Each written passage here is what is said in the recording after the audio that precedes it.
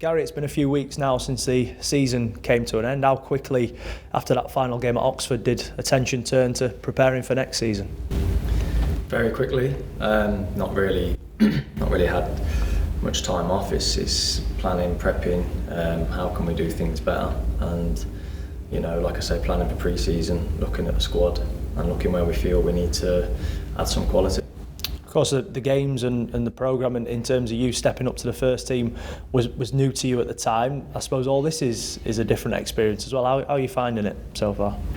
Yeah, good. Always learning. But yeah, excited by the challenge still, and I feel that we're in the middle of May and we're in a good place in terms of our squad, how we finish the season, and the numbers we've got going into a new season. I feel we're in a good place, and like I said, with some shrewd additions, I think we'll be in a really good place come pre-season. Of course, over the past few weeks, there's been some slight amendments to the coaching staff. Steve Eyre has been named now as your assistant.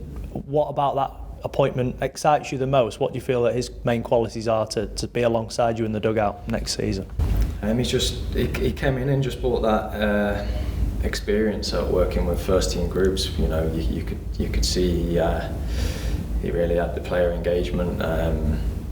His presentations were good. His communication skills to players really good, and most importantly, good on the grass. A really good coach. And like I say, his experience is key for me going forward. Did that impress you even more by the fact that, of course, he was initially brought in as a part-time member of staff, but I think he even said, didn't he, in the first few days, listen, I'm all in. I don't see myself as part-time whatsoever. Yeah, ultimately it was a part-time role, short-term role. We had Glyn come in and made, a decent impact over 4 or 5 weeks. But then obviously we moved on to Bradford, so it was a case of replacing Glyn as soon as we could. And Steve was out of work doing a lot of commentary on BBC Manchester for different games, etc. And then, it coincided with him doing our game against Accrington here for the BBC, and managed to have a conversation with him the next day. And yeah, he'd been out of work, so he was hungry to get back in somewhere, and regardless of the salary or the actual role, job title, he was, as you said, he was all in, and he contributed well for the last couple of months.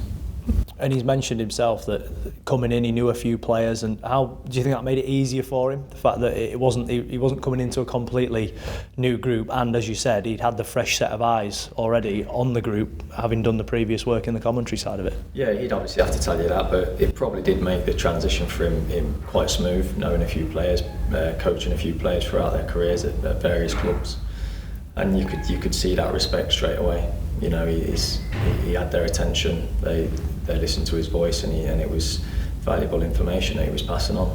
How would you describe your working relationship with him? Are you different characters when it comes to sort of messages to the players? Is it a good thing to have a different voice as well as your own? Yeah, of course it is. I feel that in any job, in any business, or in any profession, you want to be working with players that. You want to be working with people that are better than you at certain things, and I'm no different, and have no fear in saying that. At this stage, he's got 30 years coaching experience, and you want your assistant really to be, as good or better than you on the grass, and he's come in and he's proved that he's really good out there. And as I say, going forward, I'm looking forward to working with him during pre-season and really nailing down some solid foundations of how we want to play going forward. You touched on a couple of times towards the back end of the season that although, of course, the team didn't reach the goal of staying in the division, there still were positives. It wasn't completely a clean slate that you wanted to wipe going into the new season. How important is that in making sure that the individuals that you may have been talking about, whether that's Jonathan Mitchell coming in and being a very safe pair of hands between the sticks, or whether it's Tommy Rowe's 9 goals, that those individual performances are notified as well? Yeah, I made a point of saying that to the lads after the last game.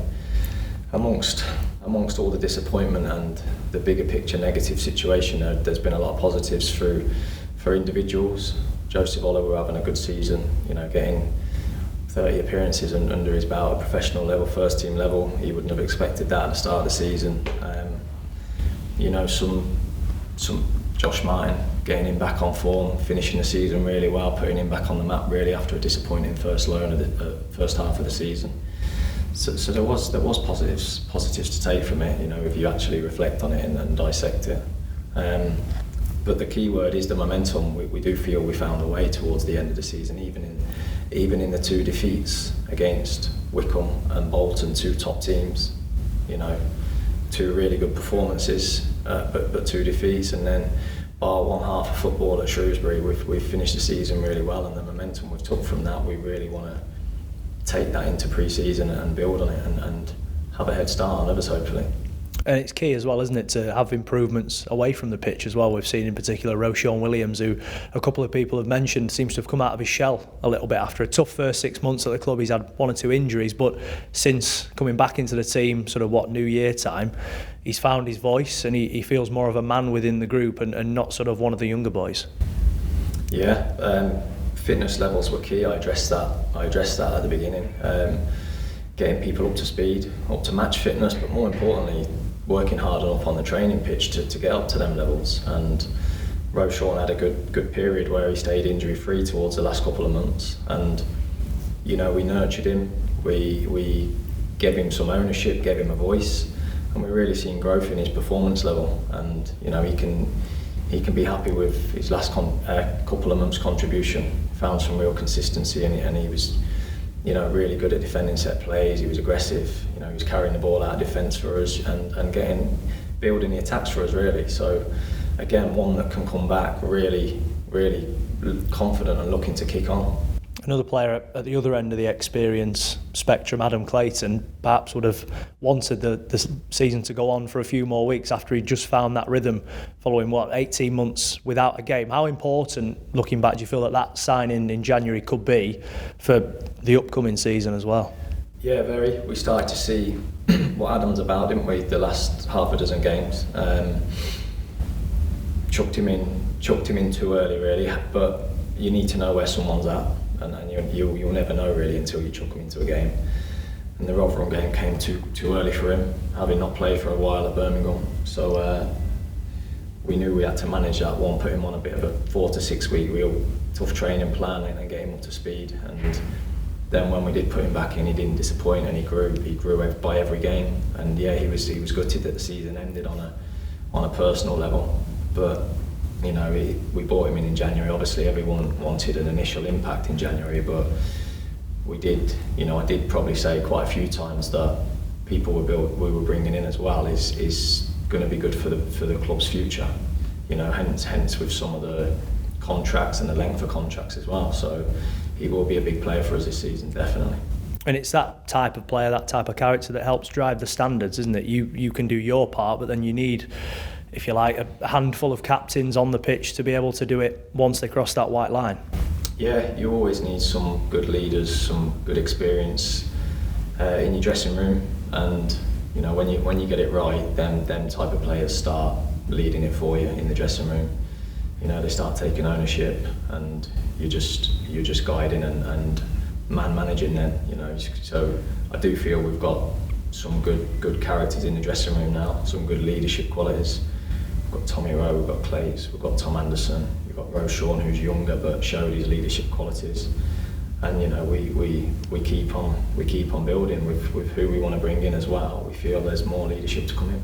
Is this time of the year when you've still got probably 4 to 5 weeks before the boys are back in? Is this where it's all about meetings, isn't it, with different departments, making sure that everybody's on the same page and knows what's going to happen and what is currently happening as well? Yeah, a lot of stuff, a lot of things people don't see, people don't think of. Just to make it a good environment for the players. They want to come back day one, knowing that nothing's off the cuff.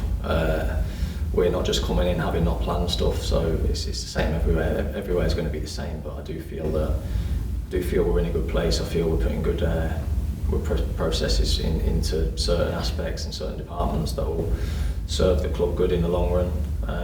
And yeah, constant meetings, constant watching players. We're out there watching games at the minute. Obviously, other playoffs haven't finished, National League games haven't finished, so we're out there watching as much as we can as well, getting our eyes on certain players. So busy times really, yeah. Has it helped having James Coppinger in that head of football operations role, and an extra pair of eyes, I suppose, to have a look as well? Yeah, we're constantly on the phone, constantly having meetings. We just joked earlier that he speaks to me more than his wife at the minute. So yeah, as I say, planning and building and stuff people don't see, but in the long run it'll all be good.